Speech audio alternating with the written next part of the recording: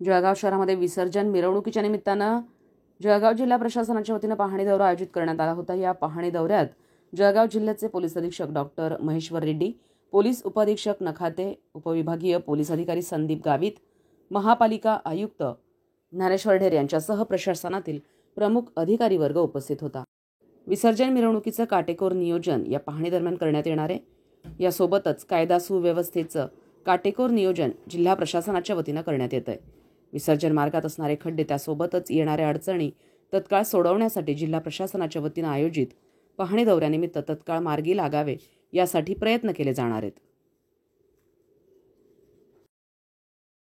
जळगाव शहराचा जो गणेश विसर्जन मार्ग आहे ते सुमारे 5.5 किलोमीटरचा आहे। या पूर्ण मार्गाची पाहणी आज पोलीस अधीक्षक महोदय असेल, शिवाजी महाराजांच्या जो पुतळ्यांच्या समोर जो पंजाबराव देशमुख साहेबांचा जो पुतळा आहे वहाँ से आपण सुरुवात केली आणि तिथून आपण पाया जाताना टावर चौक असेल तिथून आपण पूर्ण पाहणी करताना आपण पुढे गेलो। प्रत्येक ठिकाणी काय नियोजन राहणार आहे, कुठे मंडप आपण उभा करणार आहे, सुरक्षाच्या दृष्टिकोनातून काय करणार आहे, स्वच्छता, शौचालय व इतर गोष्टीबद्दल आपण काय नियोजन करणार आहे, मनपाला कुठे खड्डा भरायचा आहे आणि त्याबरोबर कुठे आपल्याला ये जो तार आहे ते सगळे व्यवस्थित करायचे MSCBला, या सगळ्या गोष्टीची आज पाहणी आदरणीय पोलीस अधीक्षक महोदय असतील, अपर पोलीस अधीक्षक, मनपा आयुक्त आणि आपले तालुक्याचे तहसीलदार, मी माझे सगळे सहकारी इंजिनिअरिंग काडरचे सगळे अधिकारी, सिटी इंजिनियर, MSCBचे लोक, आपण सगळे लोकांनी पाहणी केली। त्याच्यामध्ये सुमारे 20-22 आयटम्स आहे जो आपल्याला आता करायचे आहे, त्याबद्दल आपण नोंद घेतलेली आहे। बॅरिकेडिंग कुठे लावायचे आहे ते सगळ्या गोष्टीची नोंद घेतलेली आहे।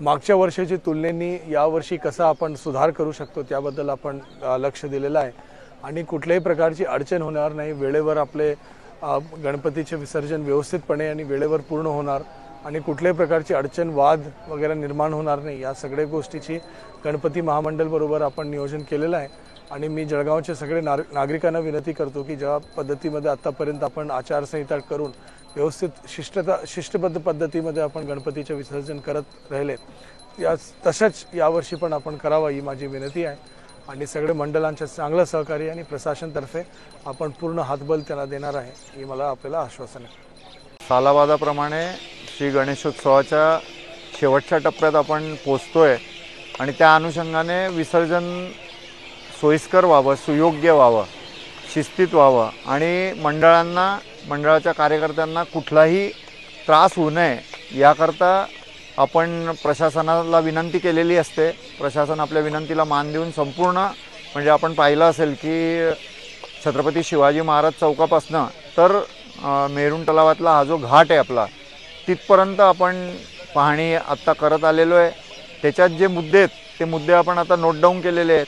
त्याचप्रमाणे त्या मुद्द्यांविषयी चर्चाही सविस्तर आपण केलेली आहे आणि त्या चर्चांच्या अंतर्गत जे कामं आपल्याला लक्षात आलेले आहेत, कार्यकर्त्यांनी त्याची नोंद घेतलेली आहे, ती प्रशासनाला पुढं पाठवून आपण त्याचा पाठलाग करणार आहोत त्या विषयाचा आणि ते विषय पूर्ण होतील। जसं की झाडांच्या फांद्या आहेत, अनेक ठिकाणी ज्या मेन्सच्या वायर आहेत त्या खाली आहेत। आपल्याला माहिती आहे की अनेक मूर्त्या ज्या आहेत त्या 24 फूट, 27 फूट, 28 फूट आहेत। तिथं मेनची वायर जर असेल तर त्यातनं अपघात होण्याच्या काही शक्यता आहेत। ते अपघात होऊ नये म्हणून काय केलं पाहिजे याविषयी चर्चा केलेली आहे। त्याविषयी मार्ग काढण्याचे सगळं आत्ता ठरलेलं आहे। त्यामध्ये काही ठिकाणी झाडांच्या फांद्या आहेत की त्या फांद्या अडचणीच्या ठरू शकतात मूर्त्यांना। त्याचप्रमाणे काही रस्त्यांचे विषय आहे, साफसफाईचा विषय आहे, त्याचप्रमाणे काही रस्त्यांचे बॅरिकेडिंगचा विषय आहे। अनन्य असे जे प्रश्न विसर्जनाशी निगडीत आहेत आणि उत्सवाशी